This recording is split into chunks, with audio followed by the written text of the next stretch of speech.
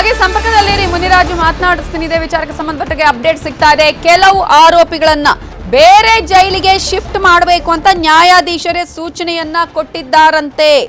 ಈಗಾಗಲೇ ಒಂದೇ ಜೈಲಲ್ಲಿ ಇವರೆಲ್ಲರೂ ಇರೋದು ಬೇಡ ಅಂತ ಹೇಳಿ ಕೆಲವು ಆರೋಪಿಗಳನ್ನ ಬೇರೆ ಜೈಲಿಗೆ ಕಳುಹಿಸೋದಕ್ಕೆ ಎಸ್ಪಿಪಿ ಮನವಿಯನ್ನ ಇಲ್ಲಿ ಮಾಡಿಕೊಂಡಿದ್ದಾರೆ. ಪೊಲೀಸರು ಮನವಿ ಮಾಡಿದಂತಹ ಹಿನ್ನೆಲೆಯಲ್ಲಿ ಈಗಾಗಲೇ ಒಂದಷ್ಟು ರೀತಿಯ ವಿಚಾರಣೆ ನಡೀಬೇಕಾಗಿದೆ. ಬೇರೆ ಜೈಲಿಗೆ ವರ್ಗಾವಣೆಯ ವಿಚಾರವನ್ನ ಸೋಮವಾರಕ್ಕೆ ಮುಂದೂಡಿಕೆ ಮಾಡಲಾಗಿದೆ ಅನ್ನುವ ಅಪ್ಡೇಟ್ ಈಗ ಸಿಗ್ತಾ ಇದೆ. ಬೇರೆ ಜೈಲಿಗೆ ಕಳುಹಿಸೋದಕ್ಕೆ ಕೋರ್ಟ್ ಆದೇಶ ಕೊಟ್ಟಿದೆಯಾ ಅಥವಾ ಈ ಒಂದು ವಿಚಾರವನ್ನ ಸೋಮವಾರಕ್ಕೆ ಮುಂದೂಡಿಕೆ ಮಾಡಲಾಗಿದೆ ಅನ್ನುವ ಮಾಹಿತಿ ಕೂಡ ಲಭ್ಯ ಆಗ್ತಾ ಇದೆ. ಕೋರ್ಟ್ಗೆ ಮನವಿಯನ್ನ ಮಾಡ್ಕೊಂಡಿದ್ರು, ಬೇರೆ ಜೈಲಿಗೆ ಕಳುಹಿಸಬೇಕು ಅಂತ ಹೇಳಿ ಎಸ್ಪಿಪಿ ಮನವಿಯನ್ನ ಮಾಡ್ಕೊಂಡಿದ್ರು.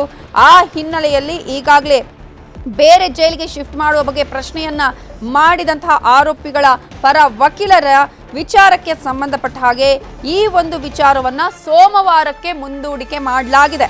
ಬೇರೆ ಜೈಲಿಗೆ ಶಿಫ್ಟ್ ಮಾಡುವ ಬಗ್ಗೆ ಎಸ್ಪಿಪಿ ಮನವಿಯನ್ನ ಮಾಡಿಕೊಂಡಿರುವಂತಹ ಹಿನ್ನೆಲೆಯಲ್ಲಿ ಈಗ ಎಲ್ಲರನ್ನ ಒಂದೇ ಕಡೆ ಇರಿಸೋದು ಬೇಡ, ಪರಪ್ಪನ ಅಗ್ರಹಾರದಲ್ಲೇ ಎಲ್ಲರನ್ನ ಇರಿಸೋದು ಬೇಡ ಅಂತ ಹೇಳಿ ಎಸ್ಪಿಪಿ ಮನವಿ ಮಾಡ್ಕೊಂಡಿದ್ದಾರೆ ಇಲ್ಲಿ. ಯಾಕಂದ್ರೆ ಇಲ್ಲಿ ಸಾಕಷ್ಟು ರೀತಿಯಾದಂತಹ ಒಂದಷ್ಟು ಅಡಚಣೆಗಳು ಉಂಟಾಗಬಹುದು ಅನ್ನುವಂತಹ ಕಾರಣಕ್ಕಾಗಿ. ಹಾಗಾಗಿ ಭದ್ರತೆಯ ವಿಚಾರ ಆಗಿರ್ಬೋದು ಅಥವಾ ಇವರೆಲ್ಲರೂ ಕೂಡ ಒಟ್ಟಿಗೆ ಇದ್ರೆ ಇನ್ನೇನು ಪ್ಲಾನ್ ಮಾಡ್ಕೊಳ್ತಾರೋ ಅನ್ನುವ ವಿಚಾರ ಆಗಿರ್ಬೋದು. ಜೊತೆಗೆ ಇಲ್ಲಿ ಬೇರೆ ಅನೇಕ ಕಾನೂನಿನ ವಿಚಾರಕ್ಕೆ ಸಂಬಂಧಪಟ್ಟ ಹಾಗೆ ಒಂದಷ್ಟು ಲೆಕ್ಕಾಚಾರಗಳು ಕೂಡ ಇರಬಹುದು. ಅದಕ್ಕಾಗಿ ಈಗ ಬೇರೆ ಜೈಲಿಗೂ ಶಿಫ್ಟ್ ಮಾಡಬೇಕು, ಒಂದೇ ಜೈಲಲ್ಲಿ ಬೇಡ ಎಲ್ಲರನ್ನ ಇರಿಸೋದು ಅನ್ನುವ ಹಿನ್ನೆಲೆಯಲ್ಲಿ ಎಸ್ಪಿಪಿ ಮನವಿಯನ್ನ ಮಾಡ್ಕೊಂಡಿದ್ದಾರಂತೆ. ಬೇರೆ ಜೈಲಿಗೆ ವರ್ಗಾವಣೆಯ ವಿಚಾರವನ್ನ ಸೋಮವಾರಕ್ಕೆ ಈಗ ಮುಂದೂಡಿಕೆ ಮಾಡಲಾಗಿದೆ. ಈ ವಿಚಾರದ ಅರ್ಜಿಯನ್ನ ಕೋರ್ಟ್ಗೆ ಮನವಿ ಮಾಡ್ಕೊಂಡಿದ್ದಾರೆ ಎಸ್ಪಿಪಿ. ಎಲ್ಲರನ್ನ ಒಂದೇ ಜೈಲಲ್ಲಿ ಇರಿಸೋದು ಬೇಡ, ಕಷ್ಟ ಆಗತ್ತೆ ಅನ್ನುವಂತಹ ಒಂದು ವಿಚಾರವನ್ನ ಕೋರ್ಟ್ಗೆ ಅವರು ಮನವಿಯನ್ನ ಮಾಡ್ತಾರೆ. ಈ ಹಿನ್ನೆಲೆಯಲ್ಲಿ ಬೇರೆ ಜೈಲಿಗೆ ಶಿಫ್ಟ್ ಮಾಡುವ ಬಗ್ಗೆ ಎಸ್ಪಿಪಿ ಮನವಿ ಮಾಡಿದಂತಹ ಹಿನ್ನೆಲೆಯಲ್ಲಿ ಬೇರೆ ಜೈಲಿಗೆ ಶಿಫ್ಟ್ ಮಾಡುವ ವಿಚಾರಕ್ಕೆ ಸಂಬಂಧಪಟ್ಟ ಹಾಗೆ ಸೋಮವಾರಕ್ಕೆ ಈ ವಿಚಾರಣೆಯನ್ನ ಮುಂದೂಡಿಕೆ ಮಾಡಲಾಗಿದೆ.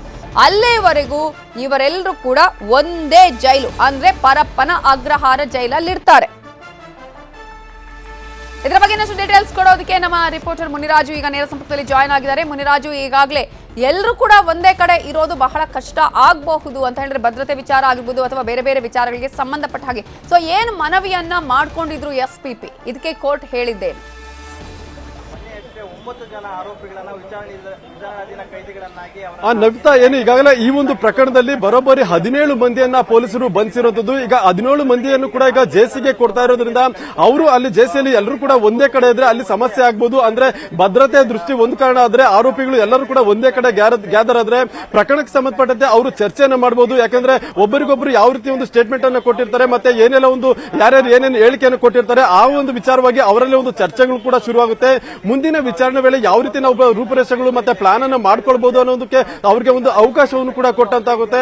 ಆ ಸಲುವಾಗಿ ಈ ಆರೋಪಿಗಳನ್ನ ಬೇರೆ ಬೇರೆ ಒಂದು ಜೈಲುಗಳಿಗೆ ಒಂದು ಶಿಫ್ಟ್ ಮಾಡೋ ಸಲುವಾಗಿ ಈಗ ಎಸ್ಪಿಪಿ ಅವರು ಒಂದು ನ್ಯಾಯಾಧೀಶರಿಗೆ ಒಂದು ಗಮನಕ್ಕೂ ಕೂಡ ತಂದಿರುವಂತದ್ದು.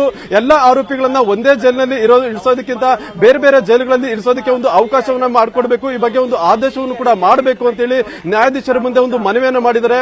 ಇದಕ್ಕೆ ಸಂಬಂಧಪಟ್ಟಂತೆ ಈಗ ಸೋಮವಾರ ಈ ಒಂದು ಅರ್ಜಿಯ ಒಂದು ವಿಚಾರಣೆ ಕೂಡ ಬರುವಂತ ಸಾಧ್ಯತೆ ಇದೆ. ಯಾಕಂದ್ರೆ ಈಗಾಗಲೇ ಈ ಒಂದು ಎಲ್ಲಾ ಆರೋಪಿಗಳು ಕೂಡ ಈಗಾಗಲೇ ಜೈಲಿನಲ್ಲಿದ್ದಾರೆ. ಮತ್ತೆ ಏನು ಸುಮಾರು 13 ಆರೋಪಿಗಳು ಈ ಹಿಂದೆ ಕೂಡ ಜೈಲ್ಗೆ ಹೋಗಿದ್ದಾರೆ. ಈಗ ಇನ್ನೂ 4 ಜನ ಆರೋಪಿಗಳು ಮತ್ತೆ ಜೈಲ್ಗೆ ಹೋಗ್ತಾ ಇರೋದ್ರಿಂದ ಎಲ್ಲರನ್ನು ಒಂದೇ ಕಡೆ ಇರಿಸಿದ್ರೆ ಭದ್ರತೆ ಮತ್ತೆ ಬೇರೆ ಬೇರೆ ಕಾರಣಗಳು ಇರ್ತವೆ.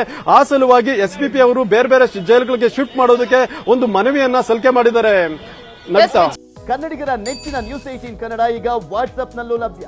ಕರ್ನಾಟಕ ದೇಶ ವಿದೇಶಗಳ 360 ಡಿಗ್ರಿ ಸುದ್ದಿಯ ವಿವರಗಳನ್ನ ನಿಮ್ಮ ಕೈ ಬೆರಳುಗಳಲ್ಲೇ ಪಡಿಲಿಕ್ಕೆ ಈ QR ಕೋಡ್ ಅನ್ನ ಸ್ಕ್ಯಾನ್ ಮಾಡಿ, ನಮ್ಮ ಚಾನಲ್ ಫಾಲೋ ಮಾಡಿ, ನೋಟಿಫಿಕೇಶನ್ ಆನ್ ಮಾಡಿ.